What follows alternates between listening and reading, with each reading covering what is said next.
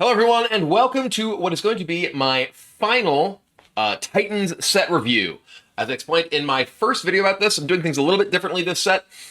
We are doing basically reviews as they come. So at this point, when I'm recording this, not all the cards have been revealed, but we did a initial review of the Titans themselves and what cards had been reviewed at the time, and now we're going through basically the rest, which frankly is still most of the set. So there's going to be a lot to talk about here. We're going to go class by class as per usual, but if there are things missing here, they either are part of my initial review, which you should be able to find down in the description, I hope, or possibly just things that were revealed after this, including my own card reveal on this very YouTube channel that I have not had the opportunity to share with you all yet once I'm recording this, because, well, I'm going to Barcelona and we'll be gone for a week. I don't have time to, wait and record things after everything's revealed. So, here we go. We are starting, boom, with Death Knight.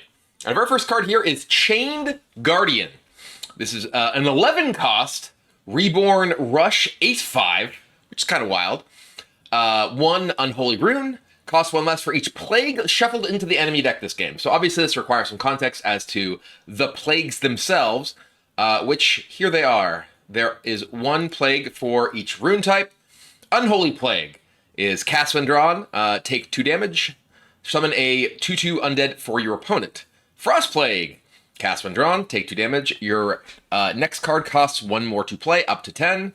And Blood Plague, take 2 damage, restore 2 health to the enemy hero. So basically, this is a new archetype that is being introduced, which is in Unholy and Frost primarily. I don't think there's actually any Blood Plagues outside of Blood Plague, no blood cards that are related to Plague. But basically, it is an archetype that is kind of like Bomb Warrior from back in the day, where you are shuffling negative things into your opponent's deck.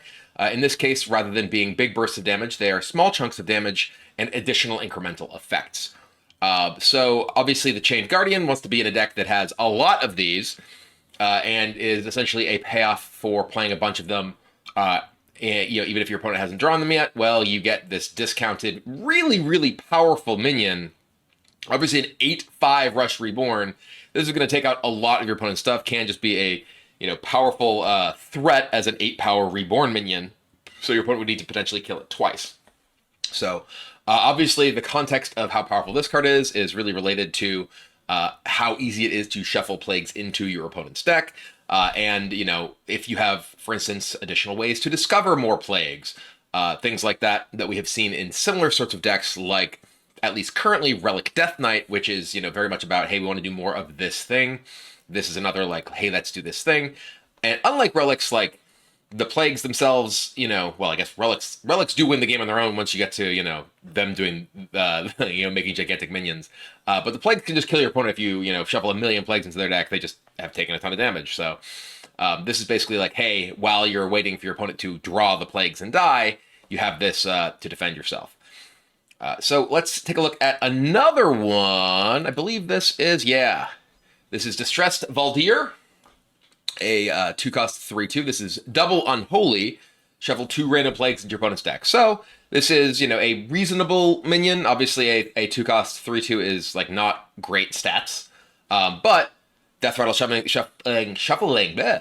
the 2 plagues into your opponent's deck is pretty powerful. It is undead, and you really need the payoffs, for this to matter, right? It's if you just shuffle the plagues in and don't have things that care about those plagues, it doesn't matter that much. But obviously this supporting the Chained Guardian and such things, can give you this like long-term game plan. Next up we have another plague card, Down with the Ship. This is another multi-rune card. This is an Unholy and Frost rune.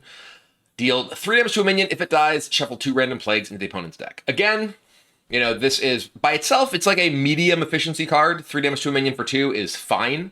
Obviously, if you compare it to, say, Drain Soul, right? You're not getting, like, as much overall bang for your buck. It is the same amount of damage, but obviously the immediate value of gaining life is higher than the immediate value of shuffling the plagues into your opponent's deck. But it is, it's a fine removal effect that obviously supports this particular archetype. Along with, actually, that's not one of them. Well, we'll just talk about this even with the plagues on the screen, because I'm just going alphabetically. Eulogizer. This is a 3-cost 3/3. Battlecry, spend 3 corpses to deal 3 damage. Forge, gain them instead. So this is an interesting card. Obviously, just like the ability to spend 3 corpses to deal 3 damage is like not incredible unless you're playing a deck that like just has endless corpses to spend. A 3-cost 3/3 that deals 3 when it comes to play, you know, that is something like Amber Whelp, right? Amber Whelp is a very good card in the decks that can support it. You know, it's a strong tempo play. But being able to get 3 corpses and not have other better uses for them is, you know, potentially asking a lot. It does also have Forge, though. Forge, if you do not recall, is an ability that you can spend 2 mana to forge this and upgrade it to be able to be used with its Forge effect. So in a lot of decks, right, with as Death Knight, like you just want to use your hero power on 2 and like go get a corpse anyway. So this is effectively like you can, instead of doing that, you forge this on 2, and boom, you gain corpses and do the 3 damage, which is a very powerful tool. Obviously, it's requiring 5 mana over the course of 2 turns, or perhaps later in the game, 5 mana in a single turn. So I feel like this is a card that has some decent flexibility, right? It's a strong tempo tool in decks that are able to gain the corpses quickly. In the late game, it can be a corpse gain card and tempo tool. And it is, I think, a card that obviously with no rune requirements can go into any deck. So I feel like this, on its surface looks like, oh, it's just not that good a card. But I do feel like the ability to support corpse plans while, also giving you the tempo from the damage is pretty good in a lot of potential Death Knight strategies. So I think this is a little bit of a sleeper card in my mind. I don't expect it to be like an all-star by any means, but I do think it is likely better than it looks. Next up, we have Frozen Over. Again, not a plague card, but we're still leaving them on the screen because there's so many plague cards in here. Both players draw 2 cards. 2-cost Frost Spell. Your opponent cannot play them next turn. I think Oko likes this because he just wanted to climb up. So Oko is a Frost Death Knight, apparently. But this is interesting. I don't know necessarily, like, outside of like a mill style strategy, that this is necessarily something you'd want over, say, like Defrost, or if you're like playing a very combo oriented deck and you like just fire off your Frozen Overs to dig to your combo. Because giving your opponent the 2 extra cards, yes, they can't play them the next turn, but you are giving them additional resources. You either need to be, a extremely aggressive deck that's ending the game very quickly, or a combo-oriented deck that's doing the same to avoid your opponent having, the multiple turns to just play the extra resources you've given them. So this card seems, in my mind, unlikely to have a home in most decks. But again, if you have a deck that just basically wants to churn through its library as quickly as possible to find specific combinations of cards, or is just like, setting up a critical mass of, say, like burn spells to end the game, maybe then it's powerful, but otherwise it seems like a very challenging card to use. Next up, we have Hell Yeah. Hell Yeah. 4-cost 4/4. Shuffle all 3 plagues into your opponent's deck, Battle Cry. Plagues they draw this game are unending, so this is clearly the sort of legendary, like cornerstone card of the plague deck. What unending means in this case is that when you draw a plague, you have its effect, and then you immediately shuffle it back into your deck. There was a video with the reveal of this. If your opponent's deck is empty and they're in fatigue, it is not just going to like instantly kill them because they just keep drawing them. It waits until each of them draw and then shuffles them into your deck. But if you have enough plagues in your opponent's deck, they're going to take like 6 to 10 damage when they hit fatigue. So, maybe this is an instance where like like a Frozen Over deck, right? Like you're looking to force your opponent to draw a bunch of plagues. Maybe that's where that card has some sort of home. Yeah, this is obviously, like I said, the cornerstone sort of legendary support for the plague strategy, and does feel like it's going to make a very big difference whether you have this or not in a lot of your games when you are playing a plague deck, because your opponent basically drawing them, having one effect, and then having them go away, much less powerful than, your opponent endlessly drawing things that are damaging them and giving you incremental advantages as well. Next up, we have Northern Navigation. Here, I'll hide the plagues for now. 2-cost, Northern Navigation. Discover a spell from your deck. If it is a frost spell, freeze a random enemy minion. This is interesting because any kind of card that gives you a specific type of card from your deck can give you, very, very powerful options, right? Like if you're playing a deck that is like, this is basically Shadow Visions, right? Or Thrive in the Shadow. It's not a copy like Shadow Visions, right? You get the actual card, so you can't get extra copies of things. But say you're playing this in like, the typical Frost Death Knight deck. You can use this to dig for Frostworm's Fury. You're basically guaranteed to hit it if you're playing like a low density of spells. And being able to get extra copies of Frostworm Fury that when you were discovering them, or not extra copies, but extra access to your copies of Frost and Fury that as you're discovering them allow you to freeze your opponent's, individual big thing in play. That's pretty powerful, right? As it stands, most of the decks that are built in that way are like actually fairly spell light. You're not really so much, looking to use your mana to like dig for those because there's already so many ways to draw them. The draw Frost spell, Death Rattle Guy, Frigarda, things like that. So I don't know that this necessarily finds a home in that specifically.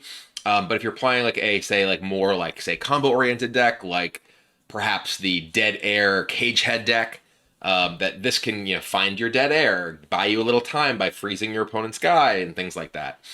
But yeah, anything that allows you like this sort of additional access to find specific cards. Maybe this is you're playing this in a deck with the Climactic Explosion, right? That makes sure you find that each game because you have a limited number of spells in your deck, and this lets you find that. It's 3 types, so it'll give you the Frost effect, and then boom, get you. So it doesn't really feel like a card that's going to see like a lot of play to me, but it does feel like a card that can be very powerful in decks that are reliant on individual spells, and drawing those in a timely fashion. Next up, we have Staff of the Primus. The plagues are back on the screen. This is another double unholy card. So pretty clearly the intent is for the plague deck to be primarily unholy, probably unholy, plus frost. And again, that does cut you off from a lot of the powerful blood control cards that would make this sort of bomb warrior style deck play in a very heavily attrition based fashion, like the blood DK already. So this is a kind of a different style of longer game attrition Death Knight that is now available. But anyway, this is just a 1/3 weapon. After hero attacks, shuffle a random plague into your opponent's deck. So, by itself, obviously a 1/3 weapon is not crazy, but, once you are getting the value out of the plagues and, obviously the support card we mentioned that cares about how many plagues you've shuffled into your opponent's deck, with the legendary, be able to keep, spurring them through your opponent's deck, is obviously if you're playing with the stuff that wants plagues, you probably play with most of the plagues. Is kind of how it seems like it is likely to boil out, or you're just playing the legendary and maybe the best support cards. But these things mostly feel like they want you to play all of them in order to support the things that care about having them. And obviously in that case, seems like it's likely to see play. Next up, we have Tomb Trader. He only has 1 plague because he only cares about 1 plague, but another card that cares about plagues. Battle cry, destroy a plague in your opponent's deck to deal 3 damage to all enemy minions. So again, this is another card, and once again, it is Unholy Frost. So pretty much settled on that's likely to be what you play. Is double Unholy 1 Frost to play the deck. This is a powerful card, right? And this is a card that it wants you to have enough support for the plagues that you have a plague at least in their deck when you want to use this. But this is basically like, the, what was it, Shard Shatter Mystic or whatever it was, back from the Soul Shard days, that you shuffle a thing into a deck, in this case their deck, and use that as a resource to AoE. In particular, this is deal 3 damage to all enemy minions, right? This is better than deal 3 damage to all minions that you get from the Shard Shatter or from, say, Duskbreaker or something. So, it's also a 4/3. So pretty powerful payoff that allows you to also play to the board, and just a really, really strong tool against any kind of minion-based strategy. Against like Unholy Death Knight, this kills almost everything, unless they already have a Rancher in play. If they have a Rancher in play, well, you're in trouble. But overall, super powerful card, and one of the major reasons, I think, to actually play the Plague deck. This is like a major payoff, in addition to obviously it being kind of inherently its own win condition in itself. This is like, I think the major reason that you would look at it because this is such a powerful effect. I think that's it. We're saving the best for last. That was the last Death Knight card. Again, we talked about other Death Knight cards in the previous review video. So if there's anything missing here that you're looking for, be sure to check that out. But as for now, it is time for the next class. All right, next up we have, boom, Demon Hunter. And Demon Hunter has a lot of cards along the lines of this one. Argonite Golem. This is a 3-cost 1/5 with +1 attack for each card you've drawn this turn. So obviously this wants to be in a deck that is fairly aggressive because this is terrible if your opponent's attacking into it. It's always a 1/5 on your opponent's turn unless you're somehow getting extra cards then. But if you are drawing a bunch of cards, this can be, a very, very powerful attacker, right? If this, if you're drawing, say, 4 cards in a turn, boom, 5/5 for 3. Obviously that in itself is, not super likely, but there are a lot of other cards that lean on, similar sorts of effects of wanting to sort of churn you through your deck, to say nothing of the ones that already exist in terms of like the outcast effects, spectral sight, etc. Next up, we have Crystalline Statue, another card that cares about drawing cards. A 2-cost 5/4 rush. It is dormant. After you draw 4 cards, this awakens. So another card that is in the hey, I want to draw stuff. It is interesting because this is more, much more of like a controlling style card, right? Obviously, getting a 5/4, out in the early turns of the game is going to be powerful aggressively, but the 5/4 rush. You can play this and it can be a strong defensive tool if you're actually spending your mana, not impacting the board otherwise, and drawing cards. So this feels like a more appealing card to me than the Argonite Golem because it fits into more sort of shells. The Argonite Golem is only really good if you're drawing a bunch of cards and just looking to pressure your opponent down. Obviously, it can trade into things, but it's a bit less impressive than the Crystalline Statue, which gets to just come out and attack right away once you get the sort of card draw off without having to invest in it quite as much ahead of time. There's obviously a big difference in mana cost on things you can play on turn 3 or turn 2 and turn 3. Next is Disciple of Argus, a 3-cost 2/2 with Death Rattle, summon 2 2/2 elementals with taunt.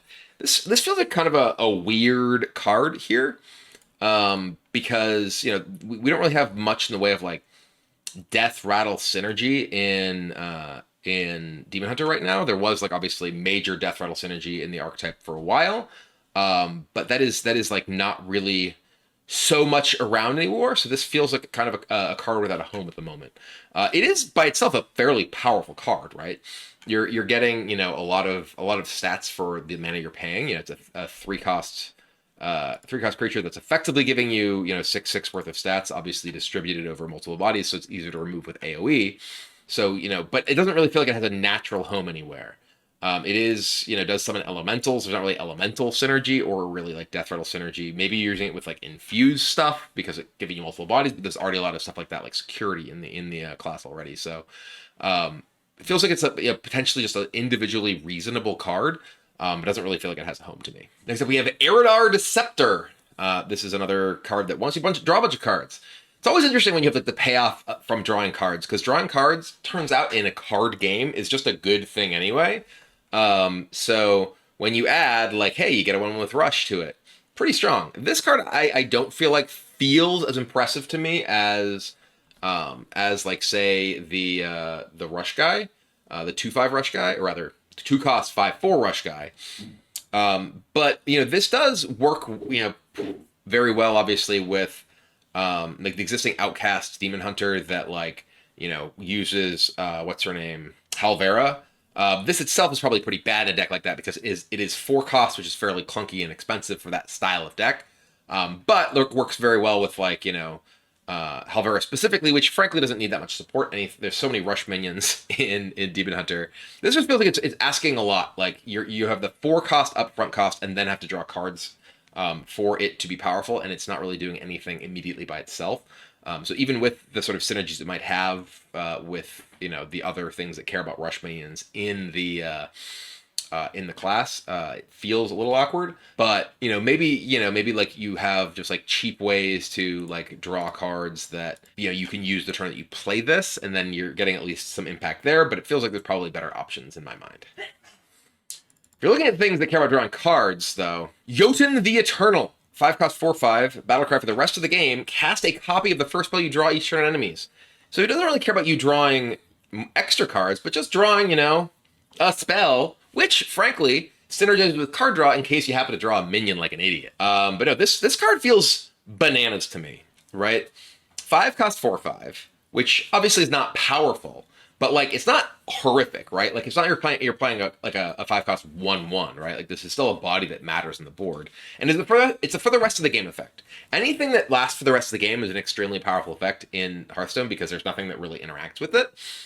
And like imagine this in like Relic Demon Hunter, right? Imagine this in a Relic deck where you just auto cast a Relic that you draw, and then get to cast the Relic again.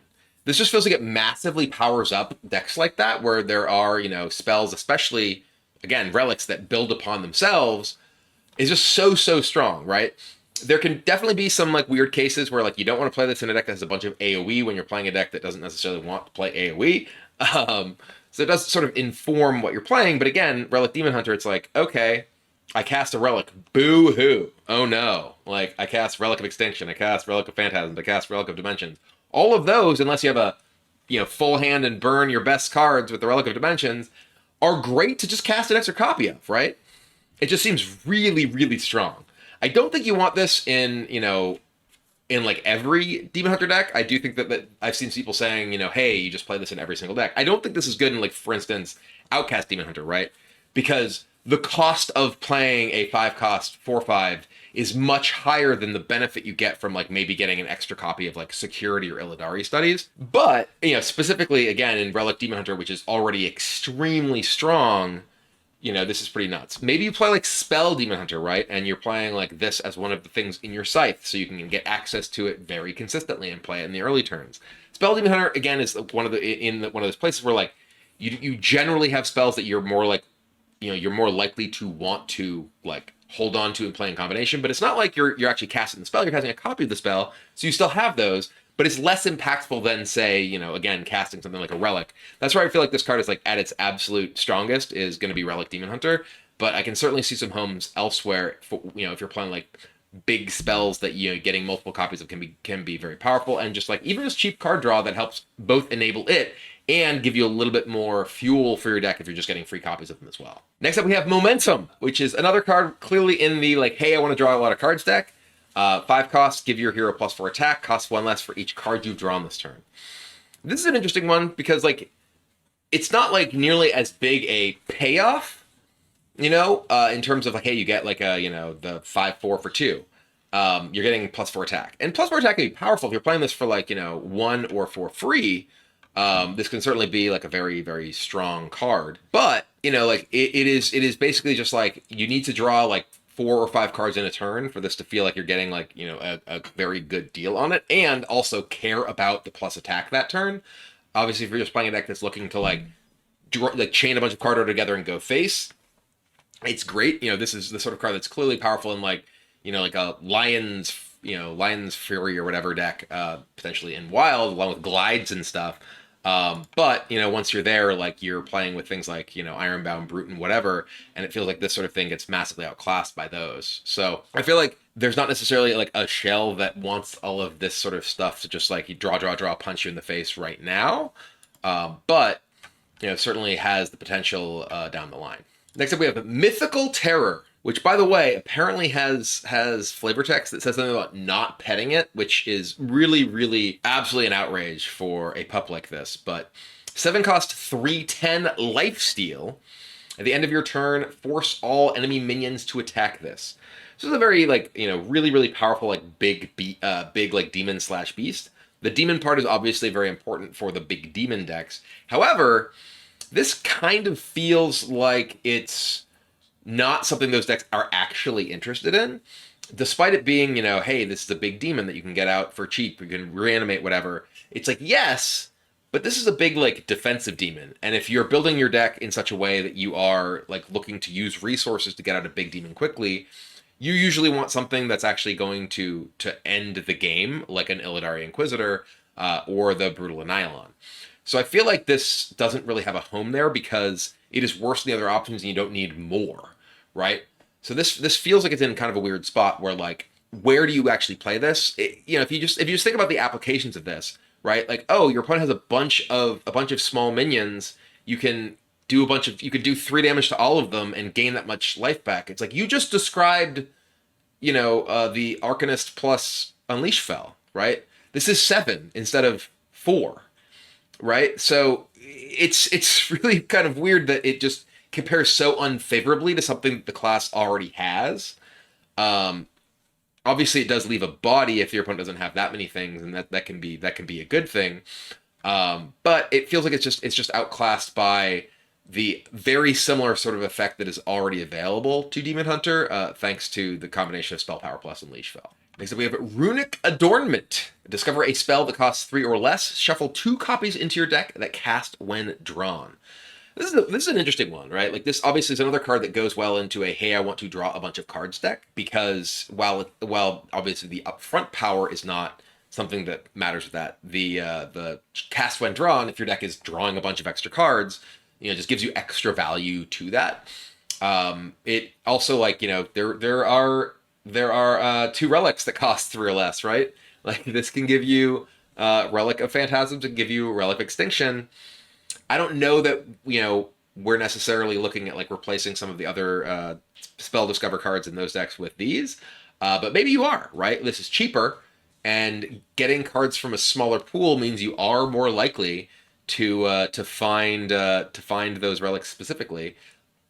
And, obviously hitting them is incredibly powerful with the cast when drawn. Like, is this something that you play, like, instead of, say, the Vizier, or some of them even playing Volpera Scoundrel or School Teacher, right? Like, this is basically a 2-cost School Teacher effect that gives you, instead of bodies, gives you the additional copies of that card down the line. And if you hit something bad, this is much worse, because, hey, you didn't get the bodies, and, you're like, not getting that same value out of it. But if you hit something good, like a relic, this is clearly more powerful in a lot of ways, because, as you just churn through your deck, drawing a million cards that cost 0 with your Relic of Dimensions, you're also getting more copies of Relic of, whatever it is that you copied with this. And lastly, Weight of the World.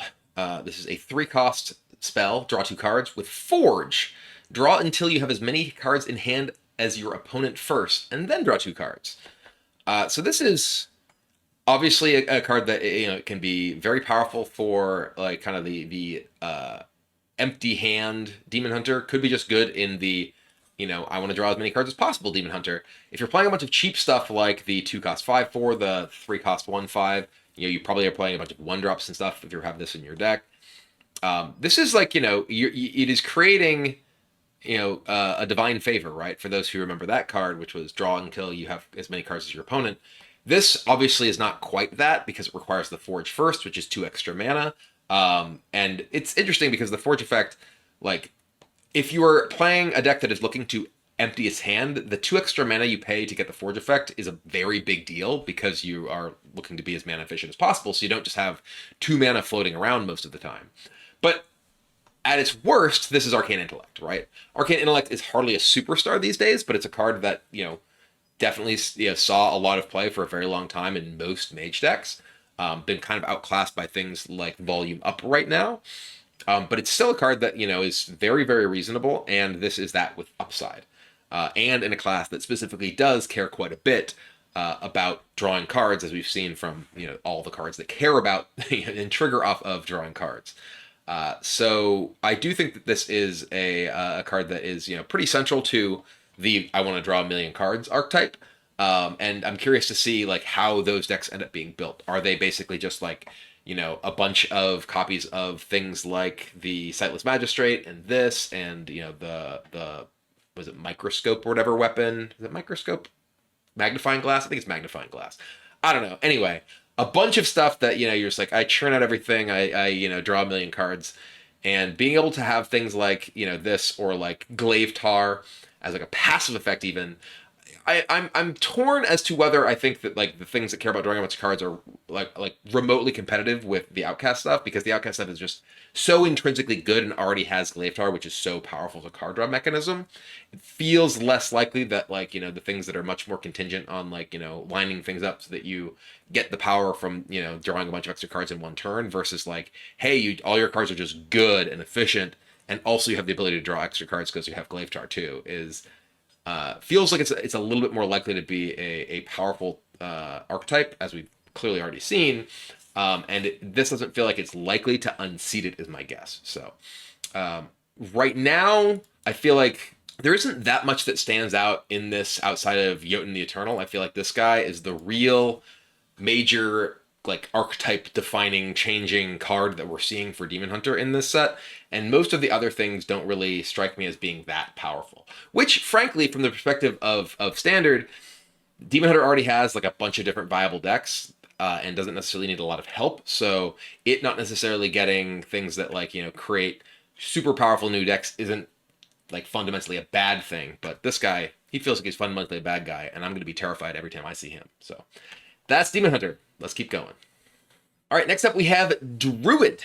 And Druid has quite a few cards that care about an old type treants. So with Ancient of Growth. So a 7-cost 5/5, choose one. Summon 3 2/2 treants, or transform your treants into 5/5 ancients with taunt. I've always kind of liked treant as like a deck direction for Druid. I feel like there being something that isn't just like, make a million tokens and buff them, or like, ramp and play something unbeatable, is like a, more interesting direction for Druid to have available to it. And obviously, treants are something that very much fit in the Druid wheelhouse. This card in particular, obviously, it by itself, a 5/5 for 7 that summons 3 2/2s, because otherwise, the other ability doesn't do anything, is not impressive in the sort of current metagame. However, if you have the ability to say, give this both of its abilities combined, that's pretty powerful. It's a 7-cost 5/5 that makes 3 other 5/5s with taunt, so that's really good. Or obviously, if you're playing a deck that already has treants in play, you can get like a pretty big upgrade to them. So I am certainly going to be experimenting with the treant archetype when the set comes out, because as mentioned, I am a friend of the trees. I'm much like the Lorax in that way, and I would love to see them be good. Thanks to something like this, Conservator Nymph. 3-cost 3/4, transform a friendly treant into a 5/5 ancient with taunt. Obviously, very similar to the last card, however, a cheap version of it. And this is more likely to be like an impactful card, because getting the 5/5 early is much more valuable than getting the 5/5 late.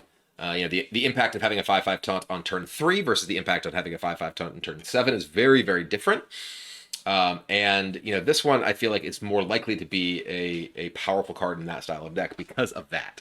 I do think that very frequently people get like kind of they get kind of caught up in like, look at how many stats this is, but like how many stats you have on like turn 7 when people can kill all your stuff with a single card is very different than how many stats you have on turn 3, even if it's far fewer like this offers you.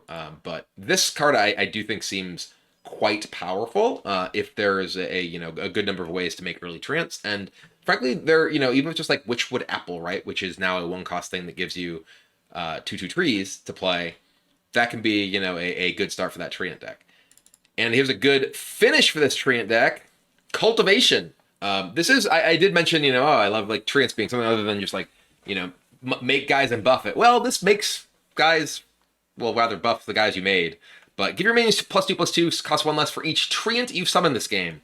So this is, obviously a pretty powerful end game payoff. It's double Power of the Wild. It's very similar to like an Arbor Up. Obviously not nearly as immediately impactful as an Arbor Up with the bodies you get by itself. And specifically does require you to have played, a bunch of treants. But if you're playing a deck that is largely treants, then this costs like, say, I don't know, 3, 2, 1, 0.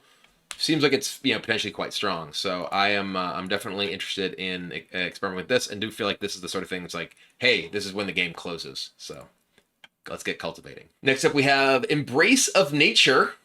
1-cost spell. Draw a choose 1 card. Forge. It has both effects combined. So I was just talking about how the Ancient that can be very powerful with a way to get both effects combined. Ta-da! Embrace of Nature. So this is interesting because as a 1-cost card, hey, draw my choose 1 card. This is something which can be basically like, hey, I'm just going to immediately draw my, say, Nourish, right? I do feel like Nourish specifically is a card that like frustrates me with cards like this, because I feel like, the easy access that decks have to the power level of Nourish in terms of mana ramp is one of the sort of relatively frustrating elements of the play pattern of Druid, because they just, have ramp so frequently thanks to things like that, things like the Witherbloom Seedsman.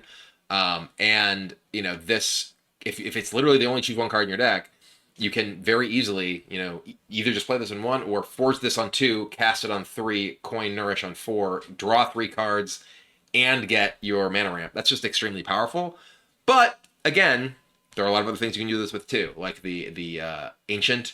Obviously, that is expensive, needs to get you to 7 mana. But once you do, boom, you have 20 power worth of stuff for 8. And you just have to, play the Forge effect of this, and then spend the 1 to draw it, which is pretty, it's pretty easy to do. This is effectively 3 cost in 1 turn, or 2 costs on turn 2 when Druid very frequently does nothing, and then 1 cost later on. So this feels like a very powerful card to me, and I do expect it to see quite a bit of play. Next up, we have Forest Seedlings. 1 cost, summon 2 1/1s, but it blossoms in 2 turns. And what that means is that it turns into this, Forest Blossoms, which is 1 cost, summon 2 2/2 Treants. So this is interesting because, like, if you're playing a deck that specifically really wants the Treants, this is such a bad draw later on. If you're playing like a deck that just is looking for tokens, right? Being able to play like, say, Living Roots, this is very similar to the Living Roots effect. You get 2 1/1s. Obviously, it doesn't have the additional mode, but gives you the upside if, well, you have other things to play. This becomes more powerful later on. If you're playing a deck that very specifically wants Treants because of stuff like Cultivate, this becomes, I think, much less appealing because, like I said, if you draw this after turn 1 or don't have other things to use your mana on in the early turns, this is like, you have to wait so long before this card does anything. So I'm torn on this because I do think the effect is obviously very powerful if you're spending 1 for 2 2/2s, but you're spending 1 for 2 2/2s as early as turn 3, obviously not in turn 1 because this needs the chance to transform. So yeah, I have a harder time evaluating this than a lot of other cards because obviously it's a new type of card.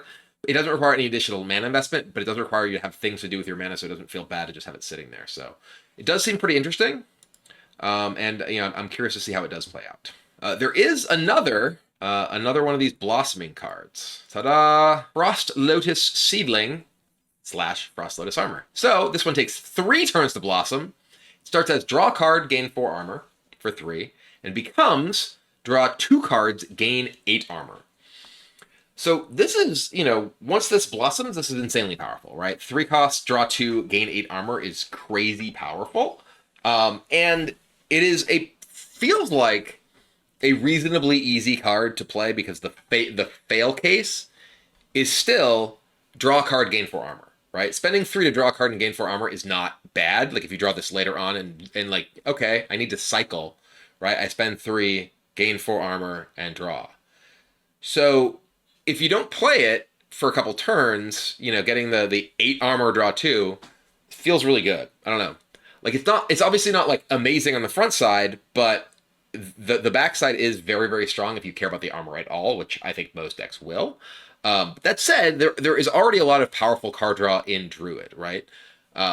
Between Nourish and Miracle Growth, Seedsman, whatever, it feels like it is, very strong in that sense. Like, think of Ferocious Howl, right? Ferocious Howl was a very powerful card in a lot of Druid decks for a very long time because A, it is, something that is keeping you alive by giving you armor, and B, it's just cycling through your deck. Anything that like replaces itself with upside for, a reasonably low cost can only be so bad. And that's why I'm saying, like, the fail state of this is draw a card, gain 4 armor for 3, which is not terrible. It's not great, but when you do get the draw 2, gain 8, that feels very, very powerful to me.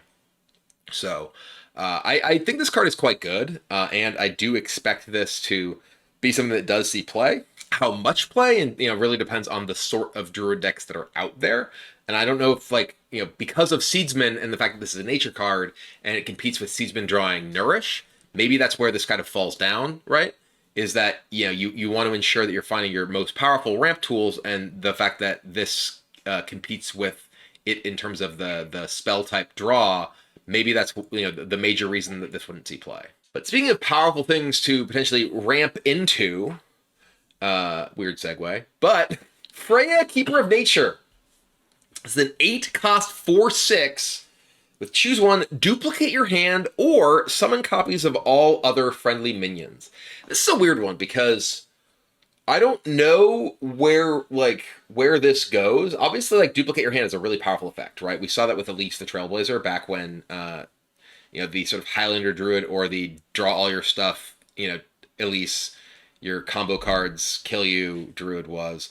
But this is like 8 costs to duplicate your hand is so much. It doesn't have the singleton requirement, but again, like in a lot of the decks that played Elise, they weren't really singleton decks anyway because they would just play their copy card late after they'd drawn most of their deck. It still did come up, right? It was a drawback, but 8 mana is a pretty huge drawback. This feels like it needs to be like something that you're playing in like a deck that mostly that has uses for both of them. If you're only playing this to duplicate your hand, it feels like it's crazy expensive, right? Maybe there is some crazy one-turn kill style combo that this enables because it gives you extra copies of, say, Moonbeam along with spell power or whatever. Maybe you use this with, like, the Druid Titan and get multiple copies of that, and you just get to play multiple Druid Titans in a single turn, But maybe you play it after that, right? You play the Titan, and then you guys can do it in either way, right? You could duplicate your hand and then play Titan into Titan. Or you could play Titan, duplicate your Titan with the Freya because you reset your mana. Anyway, but yeah, it does feel like this has the potential for some pretty big swing turns, but I feel like you have to really care about both halves, right? You have to care about the ability to summon copies of your minions, or else like you're much less likely, to be interested in this card because it's just a very, very high cost for the duplicate your hand effect. Again, maybe there are like OTK style things that having extra copies of things again like Moonbeam can set up, but overall, I feel like this is likely to be more in like a big minion combo style deck than anything else. And lastly, we have Lifebinder's Gift. Speaking of combo cards, 2 cost nature spell, choose one, get 2 random nature spells, or reduce the cost of spells in your hand by 1. So obviously, the first part is more or less like, hey, I got nothing going on. I can get some random stuff. The second part is, I think, really where this card is most likely to actually see play. You're not going to play this card because it gives you random nature spells. You're going to play this card because it reduces the cost of the spells in your hand. This obviously can work very powerfully with the Freya copy combo. Get those moonbeams, blow people up, whatever. And it is all spells, right? This isn't reduce the cost of nature spells. This reduces the cost of all spells. So, this can function in a very spell-heavy Druid deck, much like a Wild Growth, right? Because you're reducing the cost of things. It can also reduce the cost of your Nourish and your Wild Growth. So it actually, ends up giving you earlier ramp. But this is just a very, very, very powerful card. And speaking of combo Druid style decks, this is exactly the sort of thing that goes into those. There are a lot of Druid decks that are relatively minion heavy right now, right? Like a lot of the Womper decks, the like Jailer style decks, those have a lot of minions in them. So this isn't nearly as powerful in those decks as it might be in a deck that is really, really spell oriented.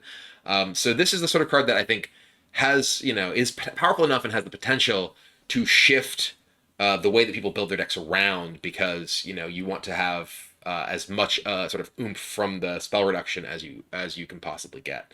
So this reducing your, again, things like the blossoming, the frost blossom, this reducing your miracle growths, this reducing your nourishes, is just an extremely powerful tool, either early, in order to allow you to like ramp up faster, or late to allow you to do, a bunch of things with your full hand that you have. So, I just think this is likely to be the most impactful Druid card from the set overall, because it does have, the ability to have such an impact on, deck construction and the power level of those decks. And that's Druid. On to the next one.